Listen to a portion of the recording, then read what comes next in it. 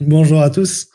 Tu dois être le 19e invité. Parce que ce matin, j'ai dit aux deux personnes que j'ai eues, c'était 17 et 18. Donc, j'ai décidé que j'allais rester consistant. Ce sera le 19e invité du podcast. Sur cette saison 2, je cherche à avoir 40 invités, François. Est-ce que tu es content de faire partie des 40 invités de la saison 2? Ah, toujours. Moi, j'aime faire partie d'un groupe. Le côté tribal, chez moi, c'est important. On s'est rencontrés en vrai quand je suis venu pour parler à Montpellier. Ouais. Je sais même plus c'était quoi. C'était un GDG. C'était quoi comme C'était un jug, je crois. un jug. J'ai l'impression, alors déjà, c'est super cool parce que tu es toujours volontaire quand on t'invite à faire ce genre de choses. Et donc, je suis content de pouvoir passer le temps avec toi. Tu as une carrière assez longue et assez atypique. Et donc, c'est cool. Tu vas pouvoir nous donner une masterclass qu'on n'a pas eu encore aujourd'hui. J'ai l'impression que tu es DevOps depuis 10 ans, mais que tu sais ce que c'est un DevOps, c'est pas les gens à qui je parle ne savent pas forcément ce que c'est. C'est à quel moment tu as commencé à te considérer comme un DevOps en fait? À quel moment j'ai commencé à être considéré comme un DevOps par les gens qui m'ont employé, tu veux dire? C'est une autre question, mais si tu veux répondre à celle-ci, vas-y. En fait, c'est tellement flou le DevOps, c'est tellement devenu bizarre que même quand c'est sorti au début, en gros, c'est à coup, j'avais un pool de compétences à la base qui fait qu'on a pu me dire, ah mais vous êtes DevOps en fait, et j'ai fait, bah si tu veux, hein, en gros, tu choisis, hein, j'ai choisi. Moi j'ai des compétences, tu choisis le titre que tu veux mettre dessus. Et oui, parce que ça devenait trendy, etc. Et j'ai commencé à dire que je faisais du DevOps aussi, mais la réalité c'est que en gros, dans mon premier tas, je me retrouve à faire en fait, je vais à Paris, je me retrouve en ESN pour aller bosser dans une grande banque d'investissement.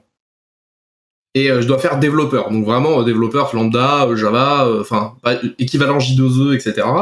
Et le premier jour où j'arrive, il y a quelqu'un qui arrive et qui vient vers moi. Alors à l'époque, jeune, naïf, innocent, il me dit, est-ce que tu veux faire un truc qui s'appelle Freeze Manager? Alors moi, je sais pas. Et vu que je suis naïf, je dis, bon, écoute, pourquoi pas, why not? En fait, ce que était ce boulot, c'était globalement, vu qu'on avait des gestionnaires de sources qui étaient tout péraves, qui s'appelaient ClearCase. En gros, c'était le mec qui s'occupait de gérer les branches, de faire les merges et de packager l'appli, toute l'appli pour partir en prod. Donc, en gros, 3 applis ou 4 applis, je sais même plus, non, 4 applis, avec une équipe de 30 personnes, quoi. Avec des pré-prod, des infras, enfin, plein d'environnements d'inté à gérer, etc. Et du coup, je savais pas du tout, et du coup, je dis oui. Et bah, je me retrouve au bout de 3 mois à coder. Et au bout de 3 mois, on commence à dire, bah, viens, tu vas faire du backup. Et après, à partir de là, je me retrouve à faire moitié du temps, un tiers de temps du support de prod et du dev, un tiers de temps du packaging, un tiers de temps du tooling, quoi. Mais c'était il y a 10 ans, quoi. Enfin, donc, il n'y avait pas le terme DevOps, c'est pas mainstream. Donc, en fait, si on pense DevOps dans le sens, la personne, ou en gros, le mindset de communication avec les gens qui font de la prod, avec les gens qui mettent en prod et de faire en sorte qu'on soit aligné sur les objectifs, oui, j'ai toujours fait du DevOps, en fait, dans ma carrière. Parce que en fait je me suis retrouvé à ces postes là très vite et il se trouve que comme c'est des postes assez ingrats où il n'y a pas grand monde qui veut aller travailler, en fait, que c'est pas des jobs fun, en fait, finalement tu te retrouves à toujours te retrouver dans ces jobs là parce que quand t'as la compétence, quand on a besoin on va te demander, donc en fait au fur et à mesure tu te retrouves à toujours le faire. Est-ce que tu étais un intégrateur? Intégrateur, oui, enfin pas intégrateur CSS, mais j'étais intégrateur. La question est bonne, hein, parce que en vrai, récemment, quelqu'un me parlait de son job, genre il me parlait des gens dans son job, etc. Et puis il me dit, ouais, c'est à cause de l'intégrateur, on est obligé de remettre en prod. Et je fais, mais depuis quand le CSS, ça bloque la mise en prod? J'avais raté, j'avais oublié que l'intégrateur, il faisait pas du CSS. Alors si c'est intégrateur dans le sens intégrer les autres applis, les libs et des autres applis du SI, intégrer toutes les applis par rapport au packaging pour le mettre en prod, etc. Oui, c'était ça. J'ai fait un boulot d'intégrateur, ouais. Mais en fait, cette zone-là qu'on met souvent maintenant sous la cape DevOps, mais même maintenant, en fait, c'est une espèce de zone grise. C'est vraiment une zone grise qui n'appartient ni à l'opérationnel ni aux développeurs parce qu'elle est beaucoup trop orientée build et orientée sur les langages et les outils que tu utilises. Donc, tu es obligé d'avoir des compétences de développeur pour pouvoir travailler dedans. Et d'un autre côté, elle est tellement aussi liée au déploiement, à savoir comment est-ce que tu gères l'infrastructure, comment est-ce que tu gères les démarrages, connaître le système, enfin du Linux généralement la plupart du temps sur lequel tu vas déployer, que tu es obligé d'être vraiment dans les deux mondes, mais pas seulement genre pouvoir discuter, tu es obligé d'avoir des compétences à minima dans les deux. Donc ce qui fait que moi, au fur et à mesure, je suis devenu un mec qui, c'est le jack of all trades, quoi, le couteau suisse. Je sais tout faire, mais rien bien. Je vais te laisser finir là-dessus. C'est quoi un développeur en 2021, François?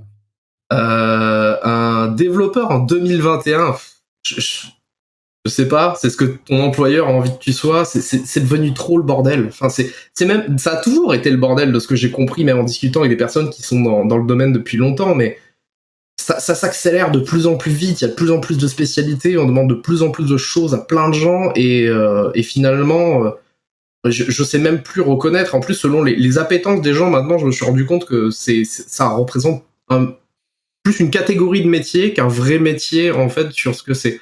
Et je me demande maintenant vraiment ce que c'est un développeur. Pour moi, c'est quelqu'un qui va apporter de la valeur par une solution technologique et qui va coder pour le faire souvent, que ce soit de la configuration ou du vrai code, du vrai code, pas avoir vrai code dans le sens méchant, mais voilà, il y a une différence entre pisser du YAML toute la journée et écrire des lignes de code que tu vas devoir faire exécuter au runtime. Et voilà, c'est ça pour moi un développeur actuellement, c'est quelqu'un qui va apporter de la valeur dans l'entreprise par un outil technologique. Un développeur, c'est un tech en fait, c'est quelqu'un qui comprend l'informatique. Bah oui, parce que maintenant alors après il y a plusieurs catégories, plein de types de développeurs, mais clairement maintenant un data scientist est un développeur. Enfin, quasiment tout le monde fait du dev, même les mecs qui font du front, les designers maintenant, certains avec leur macro CSS. Je comprends rien à ce qui se passe si c'est quasiment devenu un langage, quoi. Tu regardes, tu fais, bah attends, faut comprendre le truc, quoi. Ouais, je suis assez d'accord avec toi. T'as déjà vachement parlé de ton parcours. À quel moment t'as fait quoi comme formation en fait?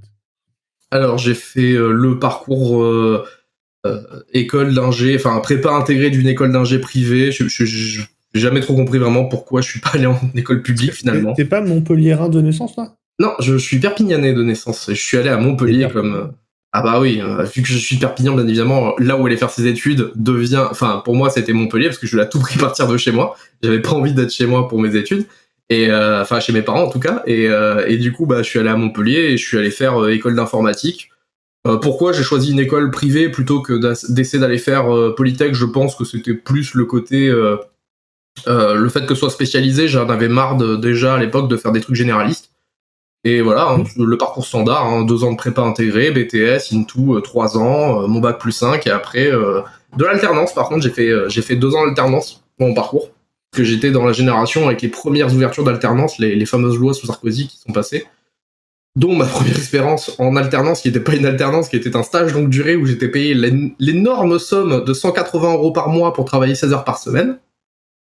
C'était très très bien. Enfin, c'était le tout début, quoi. C'était vraiment la foire à la saucisse. Et En vrai, je l'ai vu encore en 2019. En 2020, ça a peut-être existé, mais comme j'ai croisé personne au bureau, je l'ai pas vu. Ah oui, bah, ça m'étonne pas que ça puisse encore exister, mais voilà, c'était le. Après, entre-temps, je sais qu'il y a quasiment tout le monde a des contrats professionnalisation ou des vraies alternances. Enfin voilà, ça a été bien encadré. Du coup, imagine genre 2 personnes qui sont dans la même promo. Il y en a une qui vient dans ma boîte et une qui va dans la boîte d'à côté. Et une qui est en contrat pro, qui touche plus de sous, et l'autre qui est en stage. Et c'est pas qui mange des pâtes. Ah ouais, Qui a des parents qui ont de l'argent, hein. On sait pas, hein. Moi, je sais pas, hein. Bah, je sais que c'était. Voilà, c'est une expérience qui a été scalée, hein, globalement. Ça n'a pas été terrible ni rien, mais bon, surtout, c'était le tout début à l'époque, donc bon, voilà, ça s'est passé comme ça. Et ouais, après, du coup, formation, bac plus 5, YOLO, je pars à Paris. Pour des raisons perso, SS2I, pour aller travailler chez un grand compte final, bancaire, etc. En vrai, Montpellier, c'est pas si pire. On a reçu Gaëlle Aka dans un épisode précédent. Elle est à Carcassonne, pour tu dire. Et Polytech, tu avais une mobilité forcée aussi, hein, si tu y allais. Dedans, tu peux pas faire les 2 années, les 5 années au même endroit, je crois. Je sais pas, parce que je crois qu'il y en a. Bon, après, j'avoue que je sais pas trop. Alors, c'est marrant parce que Paris je donne des cours à Polytech depuis cette année, et en fait, j'avais aucune idée de comment ça marche sur des trucs, mais comme la plupart des profs intervenants, en fait, c'est que ça, déjà, faire le cours, ça prend tellement de temps que t'as autre chose à faire que de comprendre les arcanes de comment marche réellement l'école à un instant T. Bah ouais. Pourquoi tu pars à Paris pour trouver du travail? Montpellier, il n'y en avait pas? Si, il y en avait, pour des raisons personnelles. Il se trouve qu'à l'époque, ma copine a trouvé une formation à Paris, et du coup, bah, moi, justement, j'étais en train de démarrer professionnellement, du coup, j'avais pas besoin de rester à Montpellier, donc voilà, on était à Paris, le temps de ses études. Ok. Et du coup, à Paris, tu commences à taffer en ESN dès le début? Ouais. Enfin, je taffe en régie. Donc, en fait, je suis en ESN. Toute mon expérience à Paris, je la fais en ESN, mais finalement, mon ESN, je la vois 2 fois par an. Et j'ai 3-4 personnes avec moi de la boîte, mais c'est pareil, en gros, je me considère plus comme étant un employé de la boîte dans laquelle j'ai été en régie pendant 3 ans que vraiment l'ESN dans laquelle j'étais. Ouais, t'as pas de sentiment d'appartenance vis-à-vis de l'ESN à ce moment-là, quoi. Bah, c'est surtout que, enfin, beaucoup de gens qui sont passés en régie ont exactement la même chose. Tu la vois jamais, à part tu la vois 2 fois par an, ou quand t'as un problème avec ton commercial sur ta facturation, ou que t'as des revendications, globalement. Mais après, réellement, au jour le jour, t'es chez ton client, t'es intégré dans l'équipe, t'es en train de travailler chez un client final, en fait, finalement, quoi. Même ce qui se passe au niveau de comment tu demandes tes augmentations dans ton ESN, finalement, c'est parce que ton client il est content, donc c'est de la politique interne dans ton client final que tu fais pour réussir à avoir tes augmentes, quoi. Est-ce qu'en ESN, pour gagner plus d'argent, c'est ça le secret, il faut que ton client soit content pour avoir des augmentations? Je sais pas. En vrai, j'en ai aucune idée là-dessus. Je pense que ça joue beaucoup, hein. Je pense que si plus ton client est content, plus il veut te garder, plus forcément, bah, si jamais tu commences à dire que tu vas te barrer ou même naturellement, si la boîte est pas crados, elle va te filer du gras par-dessus, quoi. Je pense que de toute façon, de toute manière, à un moment, il faut être clair, hein. C'est si les gens sont pas contents de ton taf, ton augmentation, tu l'auras jamais. Ça semble assez logique, quoi. Il faut que les gens à minima soient contents de ce que tu fasses pour que en tout cas, que tu aies un poids dans la négociation qui soit, bah voilà, en vrai, je fais du bon travail, je pense faire du bon travail, je pense que vous êtes content, donc à un moment, valorisez-le, sinon, bah, je vais aller faire valoriser ça ailleurs, quoi. Ben non, t'as raison. Ensuite, avoir bossé en ESN, t'as bossé principalement en startup ou en éditeur logiciel? Alors, je suis revenu vite fait à Montpellier, vacances, quoi. Pareil, pour des raisons personnelles, on est revenu à Montpellier, et du coup, je suis retourné en ESN rapidement, expérience horrible, avec de la bouteille, un peu plus de bouteille quand j'arrive, je me retrouve responsable technique. On me propulse semi-manager dans un truc, un projet qui se passe mal, expérience horrible, vraiment le moment où je sais que je ne voudrais jamais faire du management, la fameuse voix en mode développeur into manager into non, c'est pas pour moi ça, oublie-moi. Ouais, après je finis par quasiment burn-out dans ce boulot et je me dis vas-y, j'en ai marre, je me barre en startup. Et du coup après startup éditeur logiciel. Ouais. Ouais, il y a un poids moral qui est différent à gérer des artefacts et des shawans, quoi. Ouais. Non, c'est plus ce côté où c'est horrible. Enfin, vraiment, tu sais que t'es fait ou t'es pas fait pour ça quand on commence à te mettre sur un projet nul dans lequel t'es obligé de gérer de l'humain, en même temps de gérer un client qui est pas content, de faire plein de trucs. Et finalement, même à côté, tu regardes tes shawan et tes jars et tu fais, en fait, c'est vachement plus cool, en vrai. En vrai, il pourrait vachement moins la tête. Non, en vrai, si ton job, t'en arrives dans ton job à te dire que les jars sont sympas, c'est que franchement, il n'y a pas grand-chose qui va, quoi. Non, mais c'est vraiment c'était une extrêmement mauvaise expérience. Enfin, des trucs de fou, vraiment, des projets de migration où j'étais tech lead sur 2 projets en simultané, qui avaient pas la même gouvernance de projet chez le client, en interne dans la SS2I. Ils avaient pas les mêmes cycles. Ils en avaient vendu un en cycle en V, un en cycle agile. Agile ESN, bien évidemment. Enfin, il y avait rien De l'agile au calé. forfait. Ouais, de l'agile au forfait, mais à côté un cycle en V, alors que les 2 équipes travaillaient sur la même code base. C'est-à-dire elles codaient sur la même code base, sur le même repo, donc avec le même gestionnaire de sources, mais elles livraient pas au même moment. C'est fantastique. Ah oui, alors en plus pareil, la gestion de l'autre côté chez les clients qui était exactement de la même manière, c'est-à-dire que les 2 projets travaillaient ensemble, mais en fait se faisaient la guerre, parce qu'en plus ils avaient des prestats différents, donc ils se battaient entre eux pour choper les contrats. Enfin, c'était un bordel monstre et enfin moi j'étais là-dedans, j'en pouvais plus quoi. Je passais ma vie en gestion de crise en réunion avec un code dégueulasse. Vraiment le projet qui se passe pas bien, où on te dit vas-y, t'es responsable technique, faut qu'on fasse en sorte que le client soit content de la technique et tu fais mais il peut pas, c'est de la merde ce qu'on fait, genre littéralement c'est de la merde. Et ah non, tu peux pas dire ça et tout. Et puis bien évidemment les problèmes de petits bobos, d'ego, etc. entre les clients, tes propres équipes. J'en avais ras le cul. Ouais. Et c'est quoi tes expériences pro qui t'ont le plus plu, du coup? Les expériences pro qui m'ont le plus plu, Startup a vraiment peu, c'était trop bien quand j'étais chez BioOpinion, vraiment, c'était ultra cool, parce que j'étais arrivé, on était 5, 6 dans la boîte, on était 4 devs, on est monté à 5 devs quand j'y étais, et avant de partir, et c'était trop bien parce qu'il y avait tout à faire. C'était vraiment le tout début, il y avait quasiment rien, il a fallu qu'on monte toute la stack, il a fallu que je m'occupe de gérer la production, que j'apprenne à gérer des machines. Enfin, il y avait vraiment un côté ultra challengeant à devoir faire tout et rien. Et ça, c'était une super expérience. Tammo, j'ai adoré travailler chez Tammo quand j'y étais parce que là, c'est vraiment, quand je suis parti, je suis content de pas être retourné dans la pub et de ne pas rester dans la pub parce que c'est un milieu que j'exècre en termes de business. Je trouve que la pub c'est un milieu de merde. Voilà. Même si j'y ai travaillé, en vrai, je trouve que c'est un milieu que j'honnie particulièrement en termes de business model, de là où l'argent est fait. Ça s'approche pas de mes valeurs en fait finalement, même si j'y ai travaillé longtemps. Et mais par contre, l'équipe qu'on avait était folle. On avait quasiment tous les gens que j'ai maintenant en pote sont tous des gens avec qui j'ai travaillé à cette époque-là. C'était des fous. Est-ce que tu crois que l'industrie de la publicité va être avoir encore moins bonne presse que l'industrie de l'armement dans le futur? Il y a toujours eu des industries où les devs ils aiment pas bosser, tu vois. En fait, je sais pas. En fait, le pire, c'est que c'est pas grave de travailler dans le milieu de la pub. Ce que je trouve juste hallucinant, c'est la pub en elle-même, c'est le milieu de la pub, quoi. Je trouve ça incroyable parce que ce qui est ouf, c'est que bien sûr qu'il y a de l'argent et bien sûr qu'il y a des boîtes dans la pub, etc. Parce qu'il y a tellement de pognon, mais quelque part à la fin, le pognon, il est là parce qu'il y a bien des annonceurs qui proposent autant d'argent pour faire de la pub. Et quand je vois des boîtes qui mettent des milliards et des milliards d'euros, dollars dans des campagnes marketing, alors qu'à côté, t'as des trucs où tu vois des secteurs comme la recherche, où c'est en galère de thunes qu'ils en peuvent plus, ça me fait juste halluciner. Tu dis, c'est juste fou que des mecs mettent aussi peu de pognon dans leur R&D et autant de pognon dans le marketing publicitaire, ou un truc où, en fait, on sait qu'il y a un retour, mais quel est le vrai ROI? Est-ce qu'il est comptabilisable? On n'en sait foutre rien, quoi. C'est vrai que comptablement, c'est moins explicite.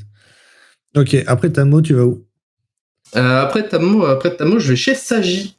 Je vais rejoindre Jérôme qui était chez Sagi à ce moment-là. Et non, mais on se connaissait de Montpellier, de la scène montpelliéraine. Et du coup, quand je commence à problème humain chez Tabmo, etc. Des trucs qui vont pas bien, des moments où je suis obligé de dire bon bah c'est pas possible, je me casse dû au management et du coup j'appelle mon cercle et il y a Sagi qui se propose. Sagi, Big Data, voilà, bon bah c'est intéressant, éditeur logiciel. En plus on me propose d'aller là-bas. Volume aussi. Ouais, puis surtout on me propose d'aller travailler sur leur cloud. Voilà, je sortais d'une expérience où je gérais beaucoup de prod. Je faisais beaucoup de build, beaucoup de gestion aussi de déploiement, etc. Beaucoup de gestion de machines. Et là, on me propose de plus retourner vers du dev. Donc je me dis ouais, vas-y, c'est bien, ça va mélanger un peu les deux expériences. Et donc du coup, j'y vais, je me retrouve à faire pas mal de Kubernetes. On peut s'amuser avec faire du Kotlin et tout, c'est plutôt rigolo, on passe un bon moment. En plus, est-ce que, dis-moi si je me trompe, mais dans les deux boîtes, du coup, c'est des environnements event sourcing, CQRS, il y a beaucoup des infrastructures de systèmes similaires, non? Event sourcing CQRS, non, j'en ai pas fait dans les deux. Par contre, c'est vrai que c'est des architectures distribuées de data, oui, ça c'est sûr, et qui géraient, l'un étant vraiment anciennement de la gestion de Hadoop, etc., où on finit par avoir il y a des systèmes de job, donc c'est vraiment une solution d'orchestration de job, etc. Et dans la pub, c'est juste la volumétrie qui est ultra intéressante parce que on se tapait du 200 000 requêtes secondes à minima, et du coup, bah, faut se prendre ça dans la tronche, quoi, généralement. Mais non, pour le coup, même si il y avait des trucs sur lesquels on avait commencé à mettre des bases avec certaines personnes, à discuter, non, c'était pas du CQRS pour le coup que j'ai fait. Mais ça aurait pu être intéressant. Ok. Au final, donc du coup, la startup petite taille, c'est l'endroit où tu as le plus aimé bosser parce que les choses, elles sont simples. C'est l'aspect politique qui te plaît pas?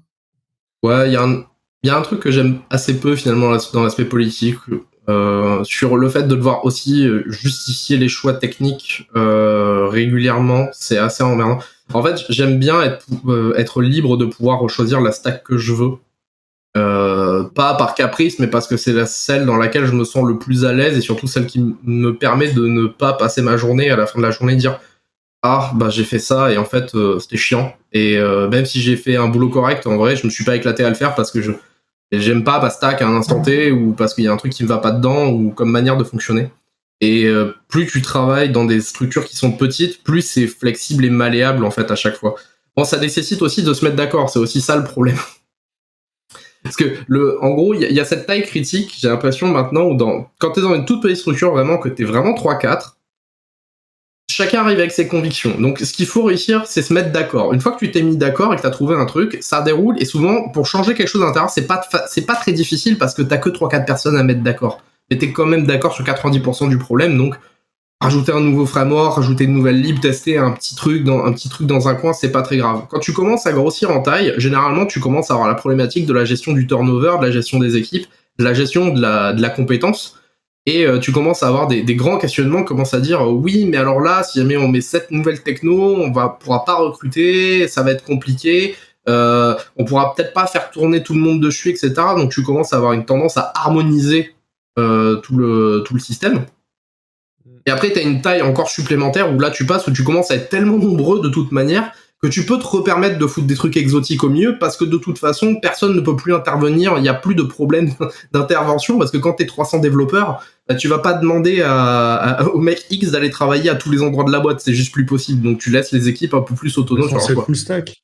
Il est pas full stack le mec X dans la boîte de 300? Ouais, enfin le fameux full stack. Non mais moi pour le coup je suis pas complètement en désaccord avec ça parce que finalement moi ma carrière c'est entièrement bâtie sur le fait de savoir tout faire et rien faire en même temps. Donc oui, moi je dis souvent que je suis full stack, je sais aller du JS à la table de routage. Voilà, c'est mon cycle de compétences. Par contre à l'intérieur je suis bon en rien, c'est-à-dire que il y aura toujours tout le monde qui sera meilleur que moi sur leur spécialité, c'est sûr. Ça va. En vrai, c'est une vraie raison d'aller dans les petites boîtes. Hein. Et je l'explique souvent aux candidats. Hein, parce que les candidats, si tu leur demandes, tu préfères une petite boîte ou une grosse boîte. En vrai, déjà, si tu vas dans une très grosse boîte, il y a forcément des gens à qui tu vas pas t'entendre. Alors que et à l'inverse, quand tu candidates dans une petite boîte, bah, il faut être particulièrement agréable. C'est pas nécessaire d'être agréable quand tu candidates dans une grosse boîte. J'ai échangé avec une invitée une fois qui me dit, elle est approchée par une recruteuse et la recruteuse lui dit, bah, qu'est-ce qui est important pour toi dans une entreprise? Il dit, bah, moi, j'ai besoin d'avoir une bonne ambiance. Je veux discuter avec les collègues le midi. Je veux qu'il y ait une bonne ambiance dans la salle de pause, etc. Machin chouette. Et la recruteuse lui dit, c'est pas une boîte de nuit. Hein. On n'est pas là pour s'amuser. Hein. On est là pour bosser. Hein. Tu vois, ça fait plus ambiance grosse boîte. Et toi, ton sujet, c'est la tech et comment on décide la tech. Mais j'ai quand même l'impression que c'est aussi un sujet dans une grande boîte, il y aura forcément des projets qui vont pas être rigolos. Il y aura forcément des gens à qui tu vas pas t'entendre. Parce que c'est aussi ça derrière le sujet de la tech. Ouais, il y a ça. Après, il y a aussi le fait que quand t'es vraiment pas nombreux, il y a le côté où tu maîtrises vraiment. Enfin, t'es obligé d'être un pompier. Tu peux pas avoir ta zone de spécialité, quoi. C'est pas possible. Tu es obligé. Bon, bien sûr, il y a des choses sur lesquelles tu n'as pas les compétences à un instant T pour aller travailler dessus. Donc du coup, tu ne vas pas y aller. Mais voilà, tu vas pas être cantonné à dire voilà, quand t'es dans une boîte et que t'es 5 personnes, tu vas pas dire ah non, moi je touche pas au bac parce que moi je sais faire que du build et du machin. Parce que il y a qu'un autre bac avec toi, donc du coup, faut bien que t'y ailles, quoi. Par contre, bon, bien sûr, si on te demande d'aller faire du CSS, t'as le droit de dire au bout d'un moment, par contre, les mecs, là, je veux bien essayer, hein, mais je vous garantis que vous allez repasser derrière, là, je vous le dis. C'est pas que je veux pas, c'est que ça va être un problème. Et surtout, c'est quand tu veux faire des changements, t'es pas obligé d'aligner tout le monde. En gros, quand tu commences à avoir une taille j'ai l'impression que ça se situe autour d'une quinzaine, vingtaine de développeurs, mais vraiment développeurs, de gens qui produisent du code toute la journée, enfin qui produisent toute la journée, tu commences à avoir des vraies réflexions qui arrivent au niveau de la stack technique, de dire qu'il faut que les gens, enfin tu peux pas introduire un nouvel élément dans ta stack technique facilement. T'es obligé que tout le monde, au moins une majorité, soit d'accord avec le rajout. Alors que quand t'es 3-4, finalement, t'as juste à te mettre d'accord avec la personne avec laquelle tu travailles en disant on peut tester ça, au pire de toute manière, comme t'es dans une boîte à 4 personnes, t'es en train de chercher ton modèle économique à 99% du temps, tu sais que ton truc il va se faire tracher dans 3 semaines. Donc, tu sais que tu vas devoir le réécrire, tu vas devoir faire plein de trucs avec, donc tu peux te permettre de faire des choses qui bougent beaucoup plus. Alors que après, c'est plus compliqué. Et là, bah après, moi je sais que effectivement, j'apprends beaucoup de langage, beaucoup de nouveaux trucs, etc. Et il y a des fois où c'est dur, quoi, parce que t'as des trucs dans lesquels t'es convaincu que c'est peut-être pas le futur, mais que t'as vraiment envie d'essayer, que tu penses que ça va vraiment apporter de la valeur ajoutée, mais tu peux pas vraiment te permettre de l'introduire dans ta boîte parce que tu sais que t'es le seul et qu'en face t'as 18 autres personnes. Et dans le tas, il y en a 10 avec lesquels tu travailles. Il faut que les 9 autres ils puissent venir regarder ton code, il faut qu'ils puissent intervenir. Quand ça part en prod, faut pas qu'on ait à t'appeler, etc. T'as parlé depuis le début de JAR, t'as parlé de Kubernetes. Qu'est-ce qui a changé dans l'IT ou dans la vie des devs depuis que tu as commencé? Qu'est-ce qui va changer plus tard? Qu'est-ce qui a changé? Bah, comme tout. Et qu'est-ce qui va changer tout? C'est juste que les standards ont évolué. C'est juste que les standards ont changé, quoi. Est-ce qu'il y a un moment pivot? Est-ce qu'il y a vraiment une techno qui a tout changé dans notre vie, dans notre tooling, quoi? Alors moi, la techno qui a tout changé dans là où j'ai le plus travaillé, c'est Docker. Docker, quand c'est arrivé, même s'il y avait déjà du conteneur qui existait avant, hein, J'ai failli dire à part Docker, tu vois. Franchement, j'ai failli dire Docker est interdit comme réponse. Non, mais c'est sûr et certain. Enfin, quand tu fais du build, enfin, quand tu fais, surtout dans le build et le packaging, enfin, encore plus, je pense réellement que les gens qui mettent en prod ou les développeurs, les gens qui font du build et du packaging comme moi, j'en fais depuis 10 ans, Docker, ça a tout changé. Parce qu'avant, on avait la problématique du packaging, même si elle existe encore avec du Docker, hein, pour le coup, quand tu vois la majorité des Dockerfiles qui sont fournis par les équipes de dev ou même des fois des équipes infra, tu fais, par contre, les mecs, va falloir que je vous explique Docker parce que je crois que vous avez pas vraiment compris comment ça marche, quoi. Parce que c'est pas une VM, quoi. Faut arrêter. Et mais bon, il y a quand même une énorme différence entre avoir ton image Docker à packager et que tu puisses globalement la déployer facilement et le truc où avant tu faisais ton déjà rien que réfléchir. Est-ce que je fais un Fadjar? Parce que quand j'ai commencé, on faisait pas de Fadjar. Le Fadjar, ça arrivait quand j'y suis parti hein, de mon job. C'est quoi un Fadjar? C'est un gros jar? C'est un jar dans lequel en fait tu inclus toutes tes dépendances à l'intérieur et en fait ton jar il est autoportant, c'est-à-dire que toutes ces dépendances sont à l'intérieur du jar, quoi. C'est un jar avec toutes les dépendances à l'intérieur. Et alors que moi quand j'ai commencé, on avait la questionnement qui était bah oui, t'as le jar, t'as ton appli, mais en fait t'as une appli pour qu'elle démarre, elle va dans un serveur d'application qui a besoin de ces dépendances. Et du coup, bah où est-ce que tu installes les dépendances sur le file system ou comment tu lis en fait le web server, enfin le serveur le serveur d'application Java qui tourne, comment tu fous l'appli dedans, comment sont linkés les libres, comment tu les installes, comment tu les manages, etc. Et tout ça, on n'avait pas. Moi, j'ai fait la migration Maven Git de la première appli sur laquelle je suis allé bosser, quoi. C'était du ClearCase et du Ant avant. Donc forcément, ça a tout changé quand Docker est arrivé, parce que tous ces problèmes-là, enfin, le build en premier, puis après Docker, et ça a juste été une tuerie. Après, maintenant, je vais dire Kubernetes, parce que Kubernetes, c'est juste un rouleau compresseur où tout le monde veut faire du Kubernetes, c'est le nouveau standard. Bien que souvent, la plupart du temps, les gens savent même pas vraiment pourquoi ils font du Kubernetes, ils l'utilisent pas pour des bonnes raisons, souvent même, ça arrive très souvent, mais c'est le nouveau standard. Voilà, et c'est devenu le nouveau standard. Après, côté développement, moi je suis à fond programmation fonctionnelle, j'ai travaillé avec des gens qui étaient à fond, je me suis vachement intéressé, donc j'adore ça. Donc moi j'ai tendance à dire que la programmation fonctionnelle c'est un peu pas le futur, mais ça a vraiment été une redécouverte à minima. Et que maintenant on a que la programmation objet à l'école ou quoi? Ouais, moi j'ai fait que de la programmation. Bon, t'as vite fait de la programmation fonctionnelle, t'as un cours globalement qui est même plus appelé programmation fonctionnelle, c'était des trucs où on te montre des fonctions récursives, des fonctions, enfin on te montre la telle récursion, ce genre de choses. Et c'est tout, mais ouais, c'est une redécouverte complète de la programmation fonctionnelle pour moi en tout cas, de mon point de vue, même si j'ai tendance à voir que ça marche peu finalement dans le. Mais après, en grande innovation qui a beaucoup changé ces 10 dernières années, moi je vois surtout Docker, enfin encore plus dans le milieu du build, quoi. Mais Docker, du coup, maintenant il n'y en a même plus dans Kubernetes. Qu'est-ce qui va changer après Docker? Après, bon, qu'est-ce que tu voudrais changer? Disons que le conteneur, voilà, le conteneur a tout changé. On va plutôt mettre ça différemment. L'accès au conteneur au plus grand nombre. Ouais. Ça me va, ouais. Ça me va plus.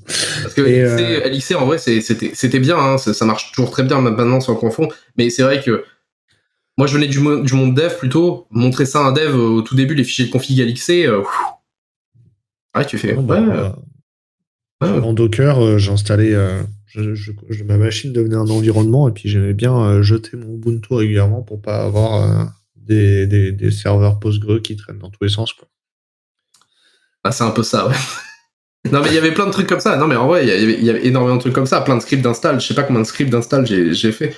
Et c'est vrai que ça a beaucoup changé. Même quand tu faisais des sites internet avant, du coup, tu devais préfixer tes tables parce que tu vas pas installer MySQL 15 fois parce que tu as 5 sites PHP, quoi. Du coup, tu préfixes tes tables sur ton environnement de dev. Enfin, ça ressemble vite à rien, alors que maintenant, tu sors une image Docker, tu lances Docker Run, même pour un WordPress, et t'es content, quoi. Ah, Je sais pas si ça sera quelque chose en production. même sur les environnements d'intégration. En prod, je vais même pas. En prod, je suis pas forcément d'accord pour mettre les données dedans, mais enfin, vraiment sur la notion sur les environnements d'intégration, etc. Quand je vois que moi, je passais, quand j'étais intégrateur, justement, ce fameux freeze manager, que en fait, une grosse partie de mon travail consistait à communiquer avec les autres pour savoir où était leur packaging, comment leur packaging était fait, et discuter avec les gens qui setupaient les bases de données pour les environnements d'intégration, etc. Mais j'aurais eu du conteneur, et j'aurais même pas posé la question. C'est-à-dire qu'on aurait eu les bases, on les aurait démarrées à la volée sur les machines qu'on nous donnait, on ne posait pas la question. Là, il fallait que je prévoie 2 mois à l'avance de demander à l'équipe infra de venir installer une base de données, quoi, pour qu'on l'ait pour la phase d'intégration. Donc Ouais, je comprends. ouais, ça a énormément changé.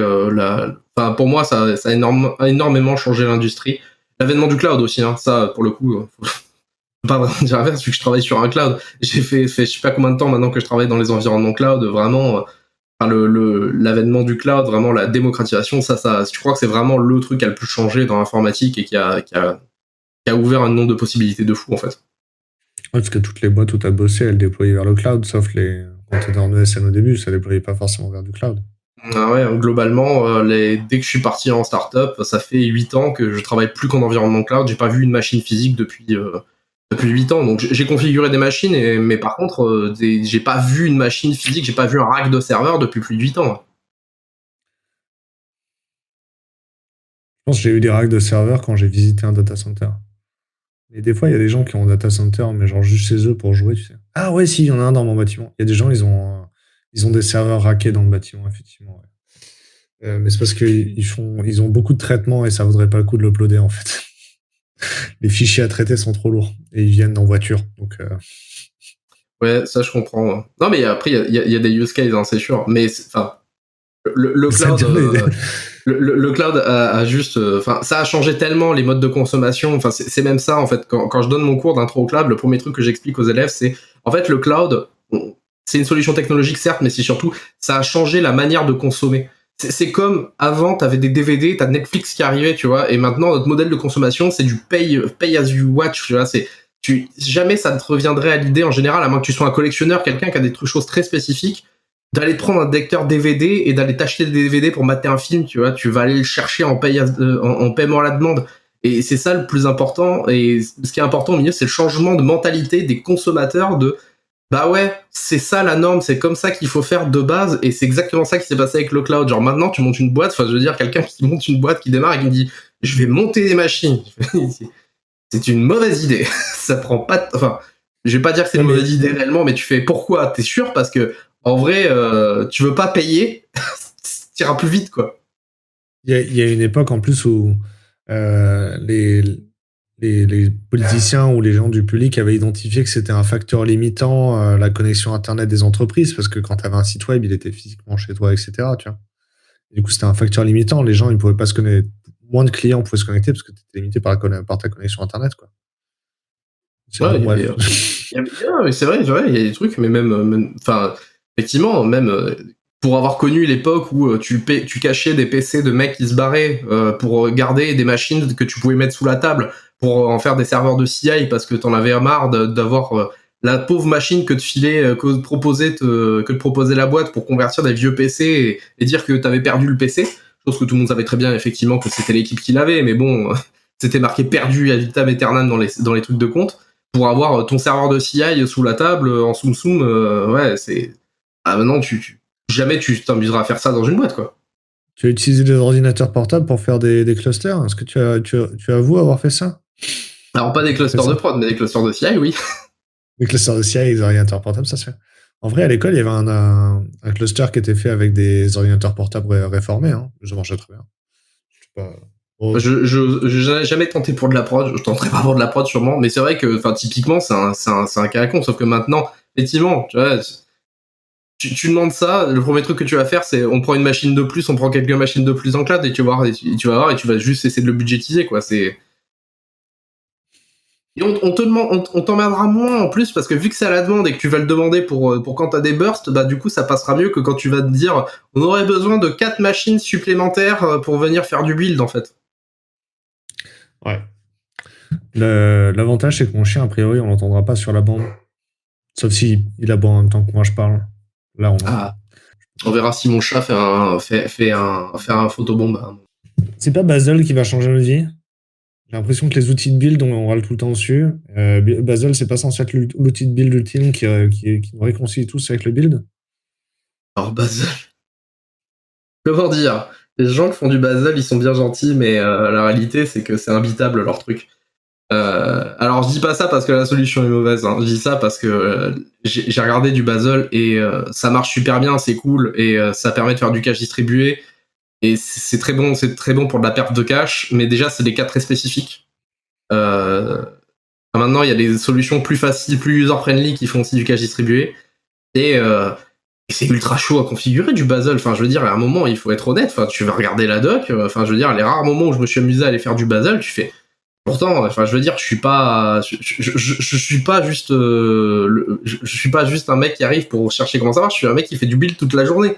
Donc, en fait, j'ai fait du Maven, j'ai fait du Basel, enfin, pas du Basel, j'ai fait du Maven, j'ai fait du Gradle, j'ai fait du NPM, j'ai fait du build de Go, j'ai fait du build de Rust, j'ai fait du build de tout. Et j'ai fait du build Python aussi, hein, cette espèce de saloperie de Python à builder, c'est l'enfer, tu vois. Et t'arrives, tu fais Basel, enfin c'est pas user friendly quoi. T'arrives, tu fais, je cherche mes petits, et littéralement, je comprends pas ce que. Bon, au bout d'un moment, tu finis par comprendre, mais tu te dis, la problématique, elle est là, c'est que le build, c'est une espèce de zone grise où personne veut aller.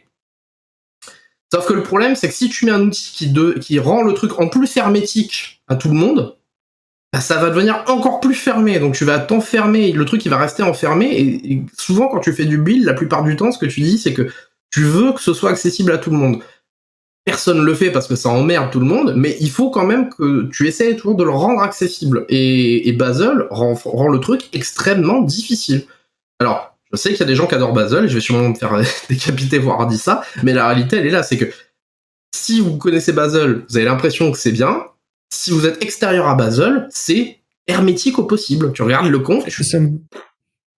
Moi, ça me paraît pas déconnant parce qu'en fait, au final, j'ai quand même l'impression que les gens qui font du Basel, ce qu'ils veulent, c'est que les utilisateurs finaux ou ceux qui déploient, ils lisent le README, ils tapent la commande sans la comprendre, quoi.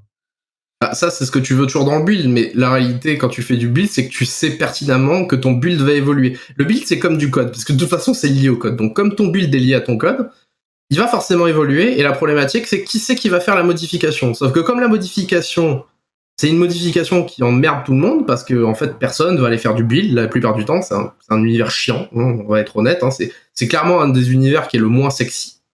Et forcément, bah, toi, ton but, c'est que les développeurs, ce soit facile pour eux, c'est-à-dire que quand ils veulent changer leur build, ce soit le plus agréable possible. Donc oui, le but, c'est qu'ils arrivent, ils tapent la commande et ça marche. Mais que si jamais demain, ils ont besoin de changer le build, parce qu'il y aura besoin de le changer, et tu le sais déjà, que ce soit pas non plus complètement difficile. Et deuxième chose aussi avec Basel, typiquement, bah, faut avoir le besoin, parce qu'en vrai, Basel, c'est extrêmement bien. C'est comme quand c'est comme avec les caches, etc. de Gradle. Si tu fais du monorepo, c'est génial. Mais en vrai, du coup, tu commences à avoir plein de repos distribués, ça commence à devenir assez bordélique à venir orchestrer, hein. C'est ça, et puis c'est intéressant si dans ton monorepo, il y a des process de build différents. C'est-à-dire si t'as pas que du NPM dans ton monorepo, c'est quand même bien d'avoir Basel pour orchestrer des builds, quoi. Oui, voilà. Après, nous, moi, c'est sur quoi j'ai beaucoup bossé, effectivement. Alors, nous, on a fait le choix de prendre Gradle, plus parce que c'était plus lisible, pour le coup. Du Basel, c'est vraiment parce que il y avait trop de monde et qu'on veut absolument que les gens prennent le build. Et Gradle, on build pas que du Java avec? alors, tu builds que du Java avec par défaut quand tu mets le plugin Java, mais en fait, tu peux builder plein de trucs ou intégrer d'autres systèmes extérieurs aussi, hein, un peu la même mécanique. Tu peux t'en servir un peu avec la même mécanique que Basel. Après, ça dépend des plugins que tu appliques, hein, de la même manière que en Basel. Et du coup, ces avantages, ils sont cool, mais Je pense que c'est la plus grande faiblesse de Basel, et c'est celle que typiquement nous on lui a reproché en termes d'équipe quand on a cherché quel outil de build on voulait utiliser dans le monorepo, c'est que Basel est incompréhensible pour la plupart des gens, et que déjà quand je veux dire, quand tu vas avoir des gens qui font du NPM, enfin que t'as des gens qui font du JavaScript, donc en NPM, d'autres qui font du Scala avec SBT, d'autres qui ont leur Maven ou Gradle avec leur Java, que t'as des mecs qui font du Go, que t'as des mecs qui font du Python, que t'as des mecs qui font Est-ce que tu préfères Webpack ou Rollup?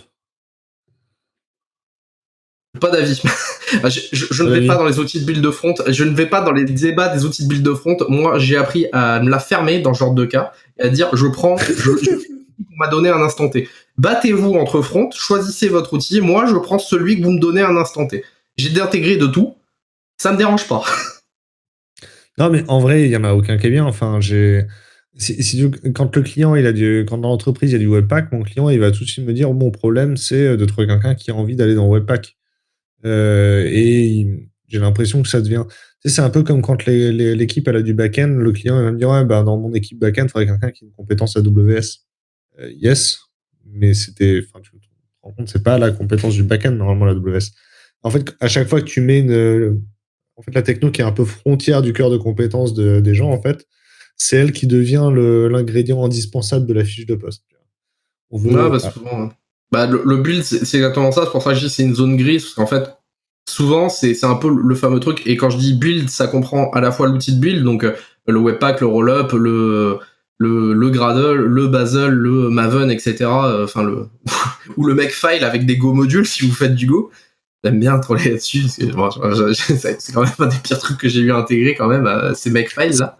C'est vrai, j'ai déjà entendu quelqu'un dire qu'il avait commencé à faire du Basel parce qu'il en avait marre de faire des Makefile en Go module. Si tu fais du Go, est-ce que tu fais du Go et que t'en as marre de faire des Makefile, tu préfères faire du Basel? Ça paraît cohérent? Bah oui, pour le coup, oui, ça paraît cohérent. Oui, pour le coup, ça paraît cohérent. Bon, non, mais c'est vrai, hein, parce que les Go nuls, c'est très bien, mais les Go modules, c'est un gestionnaire de dep, hein, c'est NPM en fait. Hein, donc après, faut packager, faut faire des trucs avec, tu vois. C'est genre input, output, ok, c'est très bien, mais en fait, l'output, c'est pas que ton code compilé. Il y a tout ce qui a besoin d'aller dans ton binaire de prod fini ou ton image Docker. Ou donc faut packager tous ces trucs-là. Et donc en Go, bah souvent, ça finit dans des Makefile, quoi.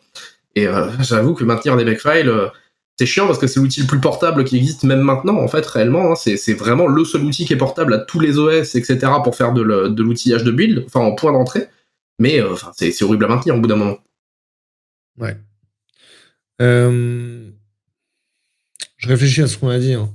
Aujourd'hui, on est en train d'écrire un livre avec Marcy. C'est pour ça qu'on fait ces interviews. Est-ce que tu as vu l'enquête de Wheel of Devs? Laquelle? Ah, c'est l'enquête hein, où les... On n'a pas préparé l'épisode, hein, c'est pour ça. Mais quand on fait la prépa, je te montre l'enquête. C'est une enquête où il y a un Google Data Studio, tu peux aller voir, tu peux cliquer en fonction des technos que tu utilises, la région où tu travailles, voir les courbes de répartition des salaires des répondants. Et surtout, il y a eu une dizaine de questions pour savoir réfléchir à ce qui te rend satisfait dans ton job.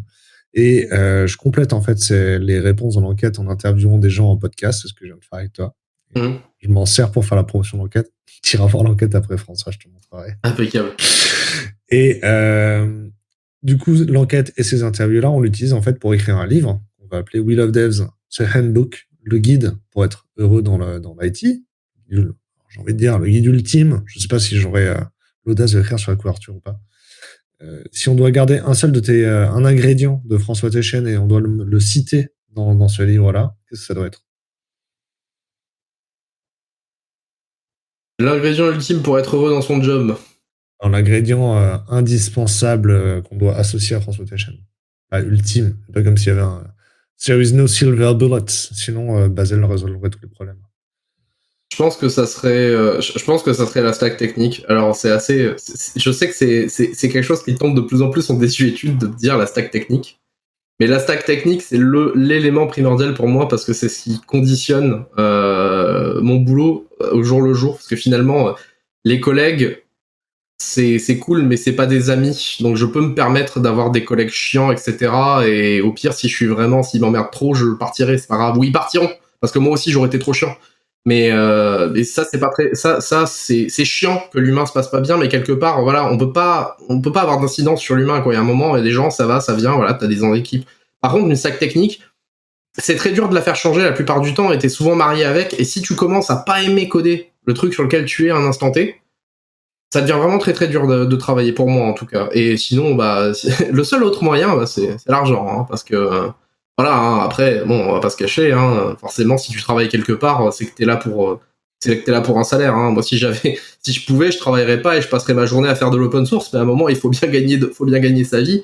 Donc oui, c'est sûr que ça rentre en ligne de compte, quoi. Moi, je fais partie de la team mercenaire. Team mercenaire. Il y a des bolasses. C'est quoi tu priorises stack technique, argent et relations avec des gens ou dans quel ordre? Tu veux changer l'ordre ou pas? D'expérience, ouais, je vais garder dans cet ordre-là parce qu'en fait, c'est là où justement, alors à un instant T, je mettrai les gens au-dessus de l'argent, mais la réalité c'est que les gens, ça change, ça va, ça vient, il y en a, ils partent, ils viennent. On est dans un milieu où il y a beaucoup de turnover et potentiellement, c'est pas parce que t'as des bonnes relations avec des gens dans une équipe que 2 mois plus tard, t'as toujours des bonnes relations avec des gens dans une équipe parce que les gens avec qui t'apprécies travailler sont peut-être partis. Peut-être que oui, il y a des problèmes, peut-être que ça se passe pas bien et du coup, bah, tu peux faire le dos rond là-dessus. Mais bon. Du coup, si les jeunes que tu as à l'école, si demain ils te demandent c'est quoi ton conseil pour avoir un job bien rémunérateur, quel est le secret? Est-ce qu'il y a une recette? Est-ce qu'il y a une recette pour avoir des jobs où on gagne bien sa vie? Pelleter la merde. Faire les jobs que personne d'autre veut faire. Personne. Moi, je le vois, hein, c'est la plupart de mes opportunités que j'ai eues, c'est tout simplement parce qu'en fait, j'acceptais de faire des jobs qui sont pas sexy en fait, et c'est juste et je m'en plains régulièrement après quand je suis en train de travailler dessus, mais même quand j'essaye de sortir de ces zones de build, etc., on me refait travailler dessus parce qu'en fait, c'est des zones où personne d'autre veut aller. En fait, c'est pas que les gens ne savent pas le faire, c'est que les gens n'ont pas envie d'y aller parce que c'est chiant. C'est pas l'endroit fun, c'est pas l'endroit glamour où t'as envie d'aller. Donc forcément, bah, si t'as des compétences là-dedans, tu les valorises forcément super vite. Parce que moi, c'est ça, souvent, j'arrive, je vais dire bonjour, je sais faire du Scala, je sais faire la programmation fonctionnelle, regardez, je sais faire plein de trucs. Ah, je vois que vous savez faire beaucoup de Gradle, vous avez géré des stacks AWS, vous savez faire de l'Ansible, vous savez faire du Docker, vous savez faire du Cube, vous savez faire, enfin, même si Cube c'est sexy, du coup, il y a plein de gens, mais vous savez faire plein de Jenkins, vous savez orchestrer des builds, vous avez géré des gros monorepos, vous avez fait des migrations de source version control. Et c'est tous ces trucs-là, en fait, à chaque fois, t'as beau mettre le reste en avant, c'est toujours ces trucs-là qui tiltent et qui fait que tu as des jobs facilement, quoi. Ouais, moi ça me va. Développer une compétence indispensable, ça permet de gagner beaucoup d'argent. Ça me va. De toute façon, on en revient à la base de l'économie, hein, c'est ce qui est rare et cher, et en fait, finalement, se mettre dans des endroits où il n'y a pas grand monde parce que le truc est pas sexy, ben, forcément, il y a moins de concurrence, du coup, les compétences sont valorisées. Non, mais ça a du sens. Ok, c'est cool. Est-ce que tu veux un mot de la fin? Choucroute. Très bien. Merci beaucoup aux gens qui nous écoutent jusqu'ici. Pensez à nous laisser un bon commentaire sur Apple Podcast si vous faites partie des gens qui vont sur Clubhouse. Sinon, abonnez-vous sur YouTube ou ajoutez-nous dans Spotify. C'est très très cool. Et j'espère que cette série de podcasts vous aide à réfléchir à votre projet carrière. Est-ce que François Téchen, tu vas devenir un rôle modèle, un modèle de carrière pour les gens? Je pense pas. Non, en vrai, je pense pas. C'est moi, quand il y a des personnes quand j'ai des élèves maintenant que je recroise à certains moments qui me disent que ils ont pensé à moi, en fait, dans certains moments, ça me fait plaisir, mais j'ai jamais eu la vocation d'être un rôle modèle. Moi, je cherche juste à faire le truc qui m'éclate le plus en instant T et où j'y retrouve le meilleur rapport d'investissement et retour sur investissement, c'est tout. En vrai, personne, enfin, je crois, même toi, t'avais pas de modèle de carrière. Toi, t'as pas fait ta carrière en disant mon modèle de carrière, c'est lui. Alors, en vrai, il y a des gens que j'admire par leur travail, même pas par leur personnalité, mais vraiment par leur travail pour ce qu'ils ont produit, genre des Linus Torvalds. Je sais que cette personne est un immense connard.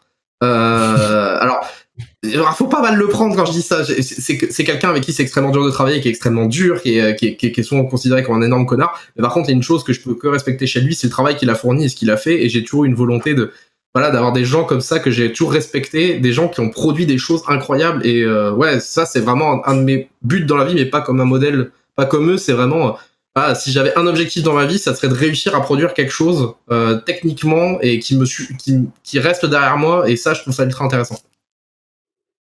Moi, ça me va. Tout est super cool. T'as réussi à ouvrir la porte, toi? C'est quoi ce bordel?